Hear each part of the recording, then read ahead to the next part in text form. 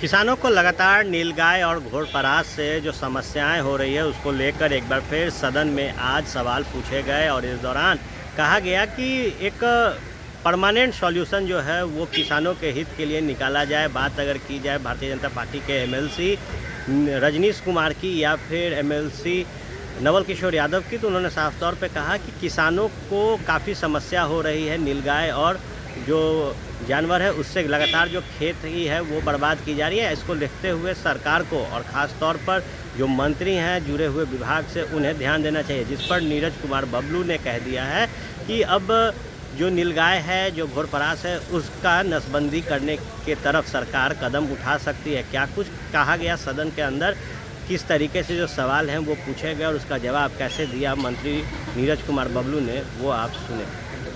बोले सर, नीलगाय को लेकर क्या पॉलिसी सरकार बना रही है, क्या उसके प्रजनन दर को रोकने के लिए नसबंदी कर रही है? देखिए, नीलगाय एक बड़ा परेशानी धीरे धीरे होते जा रहा है पूरे राज्य में। ये हम लोग महसूस भी कर रहे हैं। हम लोग भी जब इलाके में जाते हैं तो जहाँ तहाँ नीलगाय दिखता भी है, शिकायत भी आता है, तो हम लोग उसका ठोस उपाय कर रहे हैं। अभी तक जो उपाय है सरकार के द्वारा जो निर्देशित है कि अधिकारियों के लेवल पे, रेंजर और फॉरेस्टर के लेवल पर 100 और 500 नीलगाय को मारने का अधिकार दिया गया है, जो शूटर मंगा करके बाहर से मारते हैं। लेकिन ये अस्थायी समाधान हम लोग भी नहीं मानते।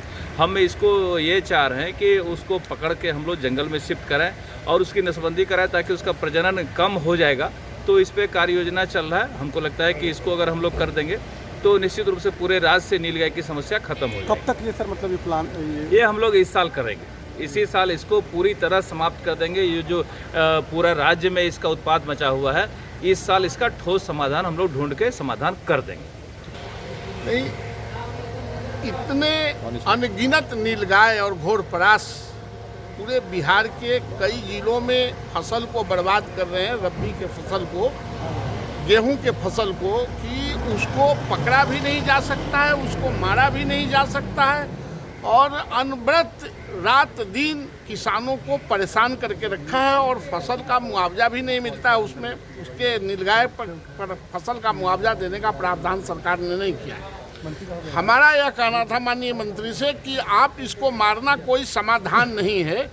आप जिस तरह से जंगली जानवरों को जाल में फंसा के आप नियंत्रित करते हैं, उसी तरह इसको, इस नीलगाय और घोड़परास को आप जाल में फंसा के कोई अन्य तरह से यंत्र लगा के इसको आप कहीं एकत्रित करके जंगलों में छोड़ दें, ताकि किसान इससे निजात पा सके। और अभी स्थिति यह हो गई है कि जो इसके नर हैं, जो घोड़परास हैं, वो तो आदमी से डरता भी नहीं है, आदमी पर अटैक करता है।